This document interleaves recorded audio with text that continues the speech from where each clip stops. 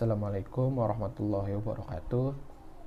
Perkenalkan, nama saya Faisal Nur Alamsyah. Saya dari kelas HES 3A dengan NIM 0204191009.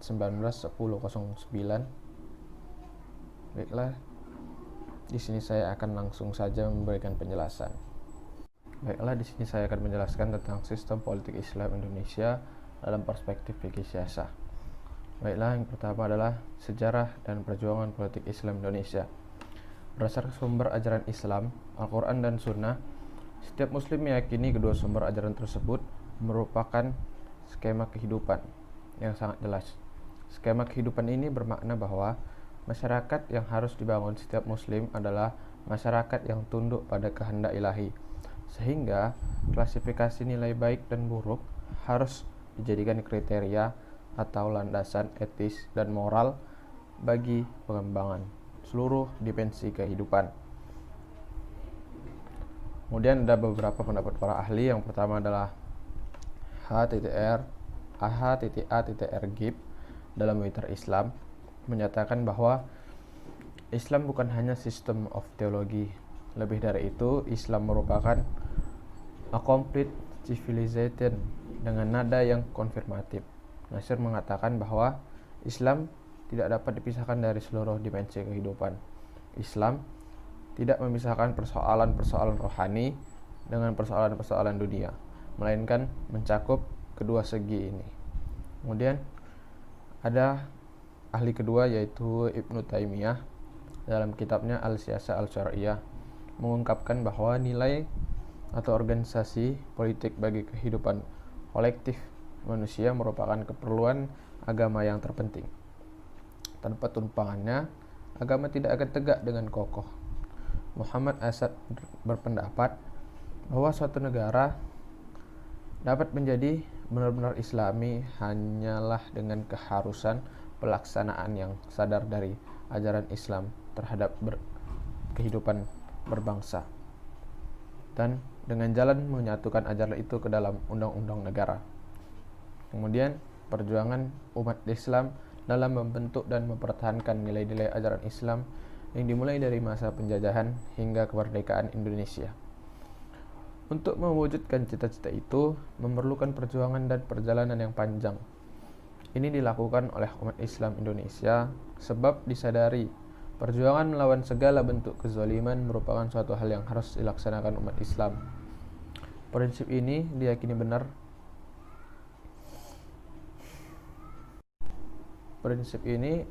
benar umat Islam Indonesia, sehingga jika tidak dilaksanakan atau tidak tercapai, maka mustahil pelaksanaan ajaran Islam secara benar dan baik akan diterapkan dengan baik di Indonesia. Oleh karena itu, sangat wajar bila dikatakan umat Islam Indonesia dikenal sebagai penantang-penantang gigi terhadap segala bentuk imperialisme. Bagi umat Islam Indonesia, negara yang ingin dibentuk tentu berdasarkan ajaran Islam, dengan jalan menyatukan ajaran itu ke dalam konstitusi negara. Inilah tema sentral yang diperjuangkan oleh para pemimpin Islam di Indonesia, yang pertama ketika menjelang proklamasi dan yang kedua pada masa kemerdekaan. Berakhirnya masa penjajahan dengan diproklamirkannya kemerdekaan Republik Indonesia pada tanggal 17 Agustus 1945, menuntut para pemimpin bangsa bekerja keras untuk menata dan memberikan wajah baru bagi republik ini. Isu yang paling asasi ialah menetapkan dasar negara, yaitu Islam yang dianut oleh mayoritas penduduk Indonesia. Melalui para pemimpin berupaya untuk konsisten terhadap identitas mereka dengan memperjuangkan agar nilai-nilai Islam termaktub dalam konstitusi negara. Berawal dari perjuangan gigih dalam Panitia 9 yang diketuai oleh Insinyur Soekarno dengan melahirkan Piagam Jakarta yang ditandatangani pada tanggal 22 Juni 1945. Isu ini mencapai klimaksnya dalam perdebatan di Majelis Konstituante hasil pemilu 1 tahun 1955. Inilah yang tentunya dapat dianggap sebagai deskripsi fakta sejarah bangsa Indonesia, khususnya umat Islam. yang membentuk tren politik Islam terus berkembang dalam perjalanan sejarah perpolitikan bangsa Indonesia sampai dewasa ini. Kemudian selanjutnya adalah pemikiran-pemikiran politik Islam, yaitu ada pada abad klasik atau abad pertengahan. Di sini ada beberapa ilmuwan, yaitu ada menurut Al-Farabi, dia menggambarkan pentingnya sebuah pemerintahan dengan mengilustrasikan fungsi negara sebagai anggota badan yang apabila satu menderita maka yang lain akan merasakannya.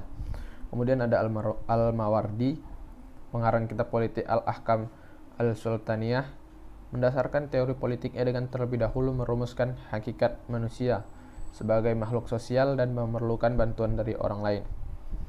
Al-Ghazali menyatakan bahwa kewajiban mengangkat seorang kepala negara bukanlah berdasarkan rasio, tetapi berdasarkan keharusan agama. Faktor keamanan jiwa dan harta tidak akan tercapai tanpa adanya penguasa yang ditaati. Kemudian ada pada masa abad modern.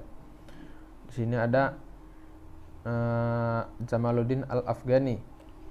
Dalam melihat politik, beliau menganjurkan pembentukan Jamiah Islamiyah, yaitu suatu ikatan politik yang mempersatukan seluruh umat Islam yang disebut sebagai pan-Islamisme. Al-Afghani menghendaki bentuk republik bagi negara Islam. Alasannya, dalam sistem republik terdapat kebebasan berpendapat dan keharusan bagi kepala negara tunduk pada undang-undang. Yang berkuasa di dalam negara adalah konstitusi dan hukum, bukan kepala negara. Berbeda dengan Al-Afghani, Muhammad Abduh yang merupakan murid dari Al-Afghani tidak memperdulikan bentuk negara, karena Islam tidak menetapkan bentuk pemerintahan. Menurut Abduh, jika sistem khilafah masih tetap menjadi pilihan, maka bentuk ini harus bersifat dinamis, yakni mengikuti perkembangan masyarakat dalam kehidupan materi dan kebebasan berpikir. Kemudian ada pada masa kontemporer, yaitu pendapat dari Muhammad Arqum, pemikir Islam kontemporer asal Aljazair, dengan konsep Islamologi. Terapannya mencoba menampilkan konsep wewenang dan kekuasaan. Bila wewenang bersifat karismatis, teologis, sebagai ciri pemikiran Makkiyah dan melahirkan kesadaran dan ketundukan secara sukarela, maka konsep kekuasaan lebih bersifat rasionalistik dan sistemik sebagai ciri pemikiran Madaniyah dan melahirkan pemaksaan kekuasaan terhadap rakyat. Kemudian ada Nahza Ikhwanul Muslimin. Di sini dia membahas pemikiran politik Islam tidaklah lengkap tanpa menelisik pemikiran Ikhwanul Muslimin, yaitu gerakan Islam terbesar dunia yang didirikan oleh Hasan al-Banna tahun 1928. Gerakan ini mempunyai ideologi organisasi yang disebut Amin Rais sebagai the total conception of ideology. Ikhwan berprinsip bahwa Islam pada dasarnya adalah revolusi. Dalam arti, Islam adalah revolusi melawan korupsi pemikiran dan korupsi hukum. Revolusi menentang korupsi moral dan korupsi sosial. Revolusi terhadap monopoli dan terhadap perampasan kekayaan rakyat secara sewenang-wenang. Kemudian ada tipologi bentuk pemerintahan dalam Islam. Terus yang pertama adalah teodemokrasi. Melihat bahwa Islam adalah agama sekaligus negara atau din wa daulah. Pandangan ini menyatakan bahwa Islam adalah agama yang sempurna dan antara Islam dan negara merupakan dua entitas yang menyatu. Kemudian ada tipologi sekuler. Menurut tipologi ini, Islam adalah agama yang tidak berbeda dengan agama lainnya dalam hal tidak mengajarkan cara-cara peraturan tentang kehidupan bermasyarakat dan bernegara. Karena itu, persoalan negara adalah sekuler atau duniawi, yang dipertimbangkannya adalah akal dan moralitas atau kemaslahatan manusia yang bersifat duniawi semata. Kemudian adalah tipologi moderat. Tipologi ini menolak pendapat bahwa Islam adalah agama yang lengkap yang mengatur semua urusan termasuk politik, tetapi menolak juga pendapat bahwa Islam tidak ada kaitannya dengan politik. Kemudian selanjutnya ada Islam dan demokrasi dalam pandangan pemikiran politik Islam. terdapat perbedaan di kalangan pemikir politik Islam menyikapi konsep demokrasi dalam wacana partai politik dan negara Islam. Kalangan yang menerima demokrasi berpandangan bahwa hal itu merupakan problem yang harus bukan merupakan problem yang harus dipermasalahkan. Dr. Yusuf Qaradawi berpendapat bahwa substansi demokrasi sejalan dengan Islam karena Islam dan demokrasi sama-sama menolak diktatorisme. Huwaidi menyatakan dalam Islam terdapat konsep penyelenggaraan kekuasaan dengan prinsip amanah, musawah adalah syurah, ijma, dan bai'at. Prinsip demokrasi dalam Al-Quran begitu kuat. Yang diperlukan adalah reformulasi dan reinterpretasi. Persoalan mendasar dalam melihat hubungan antara Islam dan demokrasi adalah keyakinan bahwa Tuhan yang berkuasa mutlak. Benar bahwa Al-Quran memuat segala hal, namun hal itu hanyalah aspek etik saja. Mengingat Al-Quran dalam aspek-aspek sosial hanya membicarakan prinsip-prinsipnya, yakni adil atau keadilan, syurah atau musyawarah, muswah atau persamaan, bebasan mengkritik juga dijamin dalam Islam, misalnya prinsip amar ma'ruf nahi mungkar. Dalam hadis riwayat Ibnu Majah dikatakan bahwa jihad yang paling utama adalah menyampaikan kebenaran pada penguasa yang zalim. Di samping itu terdapat jaminan kebebasan berpendapat, kebebasan berserikat, dan kebebasan beragama. Argumen yang menunjukkan kesesuaian Islam dan demokrasi adalah penolakan Islam terhadap kediktatoran Namrud dan Fir'aun. Negara Islam menjunjung tinggi toleransi dan pluralitas sebagai sunatullah. Argumen lain bahwa demokrasi tidak bertentangan dengan Islam adalah legislasi tidak bertentangan terhadap hukum Tuhan karena legislasi di parlemen dalam persoalan yang belum tentu aturannya jelas. Dalam syariah, multipartai dalam sistem demokrasi merupakan kelembagaan yang menghindari kezaliman. Yang dimaksud perbedaan dalam hal ini adalah dalam arti jenis dan spesifikasi, bukan perselisihan. Kemudian selanjutnya ada realitas multikulturalis kebinekaan Indonesia. Di samping akar nasionalisme Indonesia yang membentuk NKRI sebagai Pancasila dan Undang-Undang Dasar tahun 1945 sebagai dasarnya, sejak awal justru didasarkan pada tekad yang menekankan cita-cita bersama di samping pengakuan sekaligus penghargaan pada perbedaan sebagai pengikat kebangsaan. Di Indonesia, kesadaran semacam itu sangat jelas terlihat. Bhinneka Tunggal Ika, yaitu berbeda-beda namun tetap setuju, adalah prinsip yang mencoba menekankan cita-cita yang sama dan kemajemukan sebagai perekat kebangsaan. Penafsiran pada nasionalisme Indonesia semestinya memperhatikan dua elemen dasar. Memperhatikan dua elemen dasar itu secara sekaligus. Ikatan kebangsaan yang semata-mata didasarkan pada nilai-nilai kemakmuran yang bersifat material itu dan keadilan yang bersifat spiritual itu tidak akan mampu menjawab persoalan tentang bagaimana kemajemukan itu hendak dikelola dalam proses pencapaian tujuan bersama yang mulia itu. Di samping itu, nasionalisme yang melulu dibangun pada janji sebuah kehidupan bersama yang lebih baik itu mudah lapuk karena kemajemukan itu sendiri menawarkan ketegangan yang inherent. Kemudian ada kenyataan bahwasannya pemahaman masyarakat mengenai multikulturalisme masih sebatas di permukaan saja.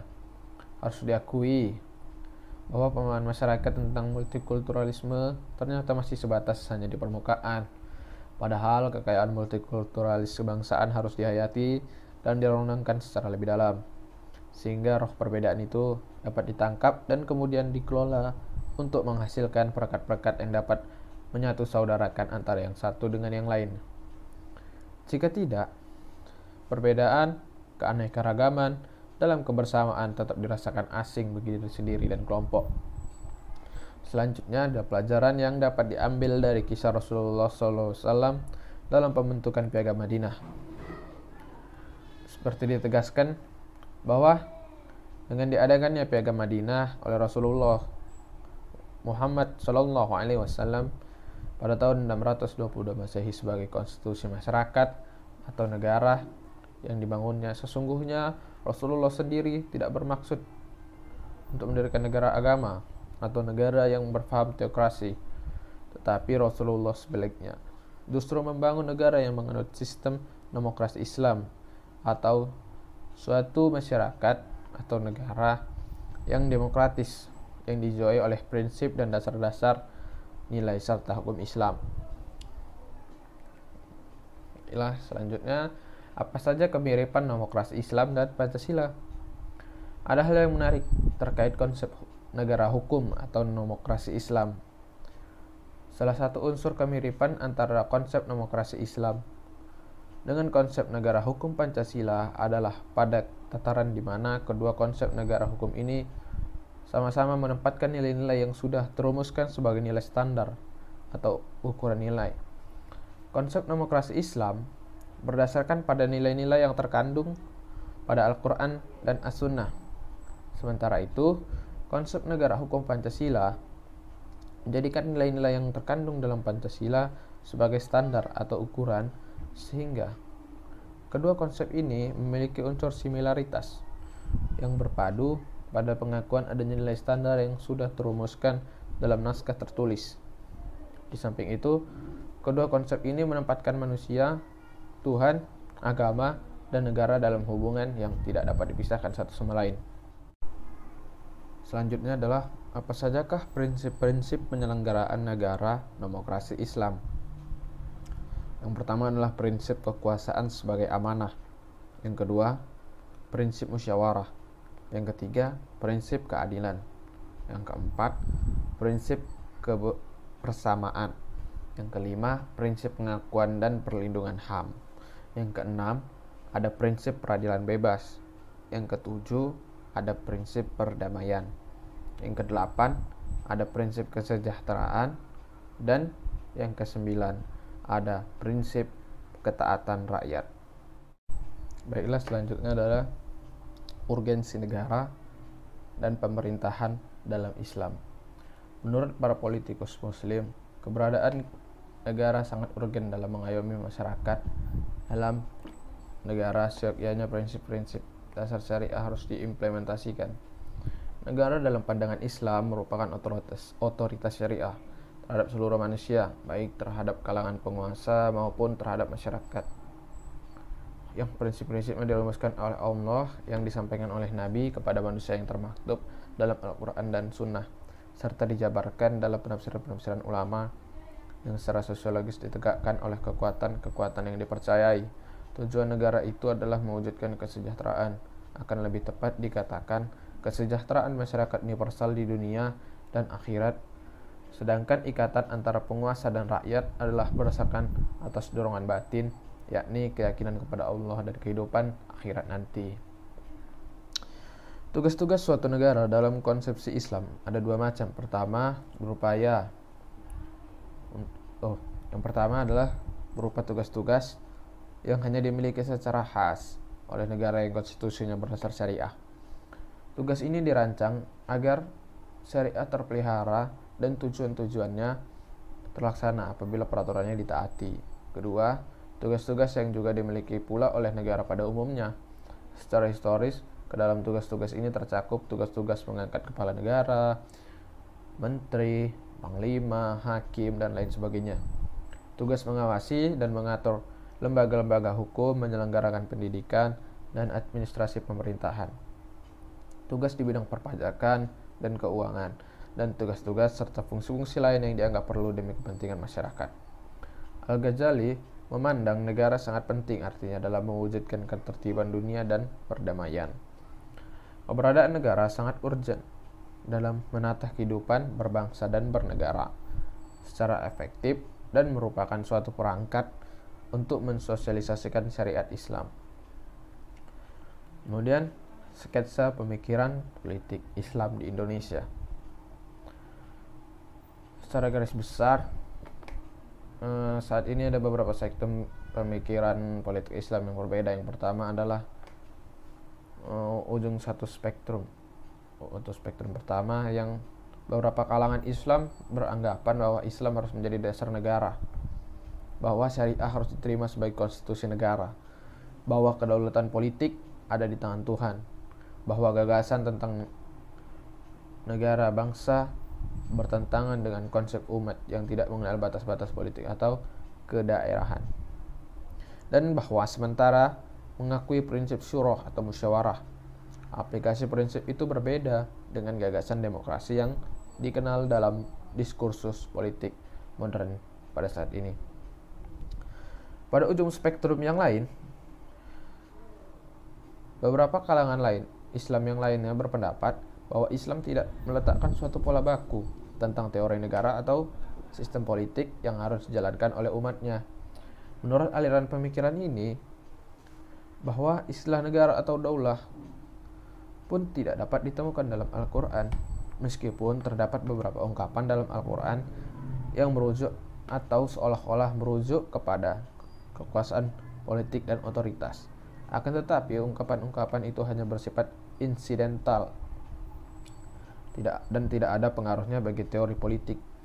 Kemudian ada arus mainstream. Yang pertama adalah arus pertama dapat disebut sebagai formalistik atau skripturalistik. Istilah ini dimaksud untuk mengacu pada bentuk pemikiran mereka yang mempertahankan pelaksanaan yang ketat dari bentuk-bentuk Islam yang formal. Di samping itu, ada pula arus yang selanjutnya, yaitu dia cenderung menekankan pentingnya tingkat makna substansial tertentu sambil menolak bentuk-bentuk pemikiran formalistik. Karena itu, arus ini dapat disebut sebagai substansivistik. Istilah ini dimaksudkan untuk menunjukkan orientasi politik mereka yang menekankan tuntutan manifestasi substansial atau nilai-nilai Islam dalam aktivitas politik, bukan sekadar manifestasinya saja yang formal, baik dalam ide-ide maupun kelembagaannya. Kemudian ada dalam hubungan Islam dan negara. Bagi Islam liberal, yang pertama, urusan negara adalah semata-mata urusan duniawi manusia. Tak ada ketentuan atau kewajiban dari ajaran Islam secara spesifik tentang bentuk pemerintahan manusia. Argumen lainnya adalah Nabi tak pernah menyatakan secara tegas bahwa sebuah sistem pemerintahan haruslah memiliki pola politik tertentu. Hubungan Islam dan negara menurut pandangan ini adalah bahwa Islam tidak secara jelas mengungkap masalah konsep negara, dan urusan negara adalah urusan duniawi serta tidak diatur oleh agama. Kemudian yang kedua, dari kelompok Islam literal, dia berseberangan dengan apa yang disampaikan oleh Islam liberal. Pandangan ini ditandaskan dia tidak melihat realitas sejarah. Dalam pandangan Islam literal, sejak berdirinya negara Madinah yang memiliki konstitusi tertulis pertama di dunia atau yang disebut dengan Piagam Madinah, Nabi Muhammad SAW sudah bertindak sebagai kepala negara yang selain mengangkat pejabat-pejabat negara juga menjalankan hukum-hukum syariat Islam terhadap seluruh warga negara. Realitas di Indonesia juga banyak syariat Islam yang sudah diatur oleh negara, seperti Undang-Undang Perkawinan, Undang-Undang Peradilan Agama, Undang-Undang Pokok Perbankan, Undang-Undang Zakat, Undang-Undang Haji, dan sebagainya. Baiklah, demikian penjelasan singkat dari saya. Lebih dan kurangnya mohon maaf. Apabila ada teman-teman yang ingin bertanya, bisa di kolom komentar. Saya ucapkan terima kasih. Assalamualaikum warahmatullahi wabarakatuh.